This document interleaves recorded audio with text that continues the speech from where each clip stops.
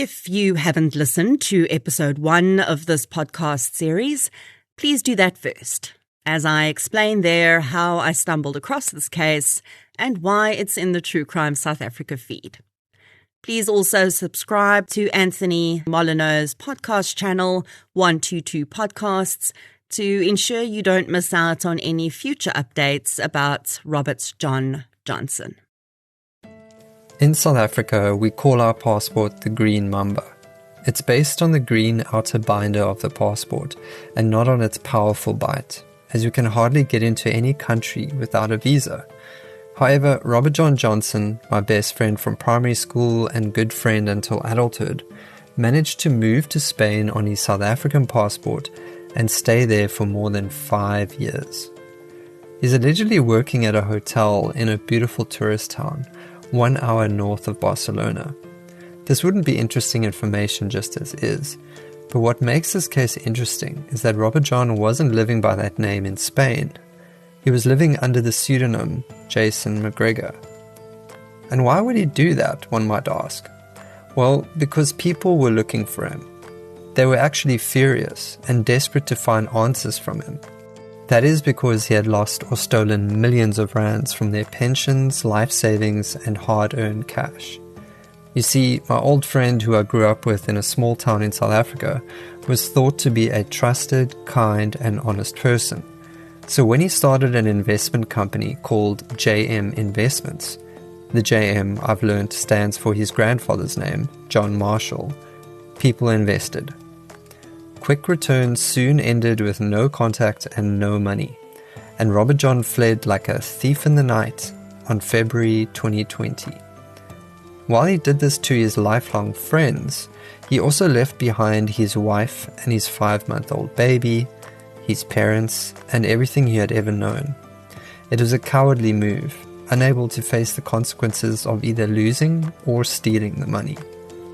For 6 years, from 2020 to 2026, he lived under the cover of secrecy. People had no idea where he was. And as the years dragged on, people moved on.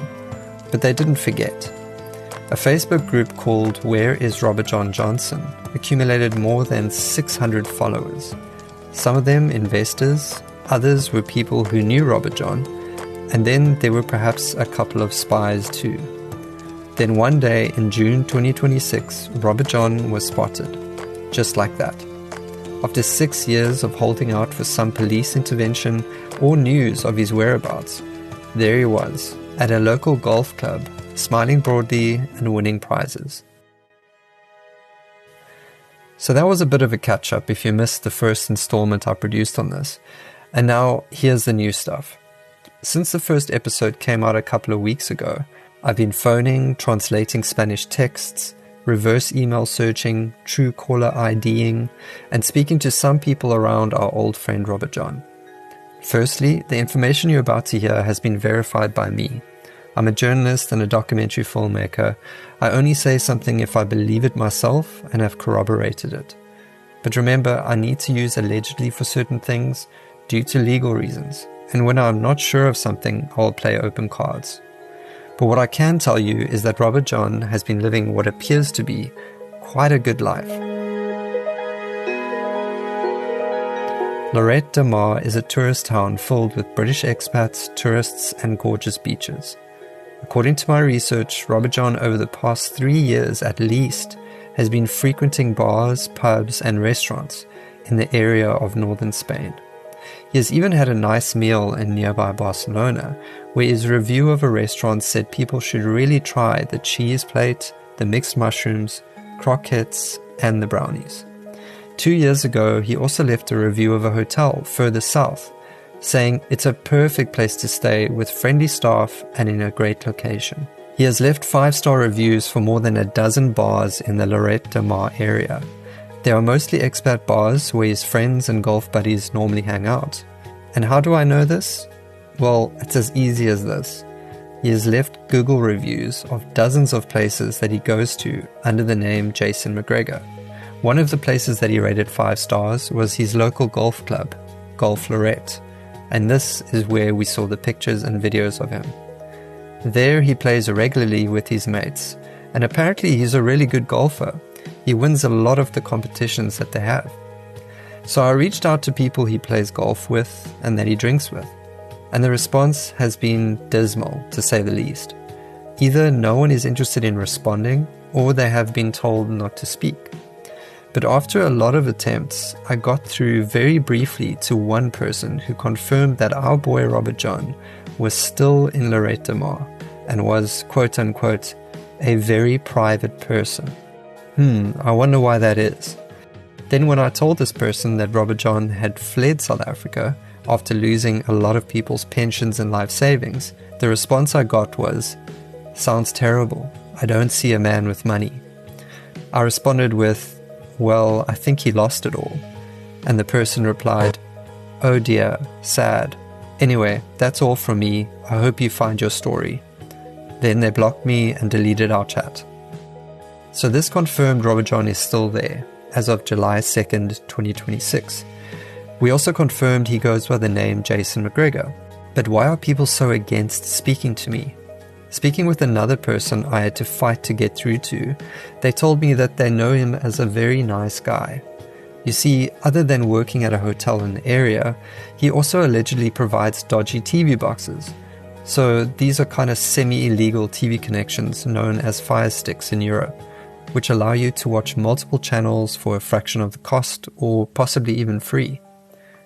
He also apparently helps older expats with any sort of computer troubles that they might have.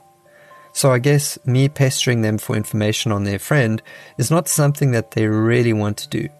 They like him. Maybe we should just let sleeping dogs lie. Nope. Thinking about it, surely people must have been interested in a bit of his backstory, right? I mean, this guy appeared out of nowhere, he had no social media, and he requested to not be photographed at all. He was always the one behind the camera instead of in front of it.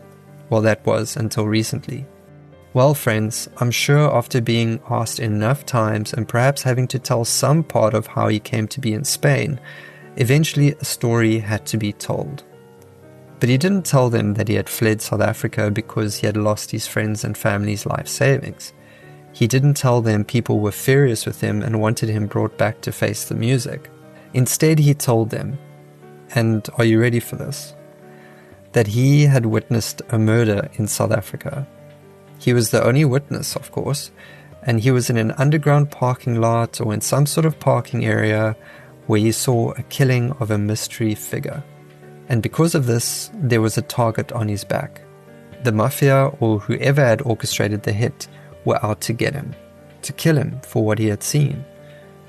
Police received a tip-off that he was in danger and that they told him people were looking for him, but they couldn't protect him. And that's why he had to flee the country for his own safety and his family's safety. He had to change his name and scrub his past. That's why he changed it to Jason McGregor. Crazy, right? Now I know this sounds like made up stuff, like something out of a movie, but it's classic Conman 101. The recent show I did for Netflix on Thabo Bester, the murderer and rapist who escaped from prison, also from our hometown of Bloemfontein coincidentally, sold the same story to anyone who questioned why he was in jail. He would say he was actually innocent, a victim even, set up by highly dangerous people, as he had information that could expose them. You see, this is a classic cover story intended to make people afraid to ask questions or report him, because you could be putting him or his family in danger. The people who have befriended him and helped him might be none the wiser of the true reasons behind his move to Spain. Or maybe they know something's amiss but just don't really care. As long as they have their mate around to help them with their Microsoft Teams app or Skype, and obviously play their golf together, then they're happy. An important aspect that came to light is that in January 2026, Robert John went to the local police station in Spain and submitted fingerprints for a South African police clearance. Now, I'm not quite sure what this could be for, but it could mean that he is attempting to get residencia to stay in Spain. If he has been living in Spain for more than 5 years and has some sort of work sponsor, perhaps this is possible. I really don't know. he has a South African passport, so I doubt the clearance would be for anything else. But it also makes one wonder, if he's doing a police clearance, shouldn't his name be coming up as flagged? I know this might be disappointing to some of us as you want justice and police to get him back to the SA, but I need you to know that I've contacted the South African police detective and people in the Facebook group, but no one can tell me whether there is a criminal case for his arrest.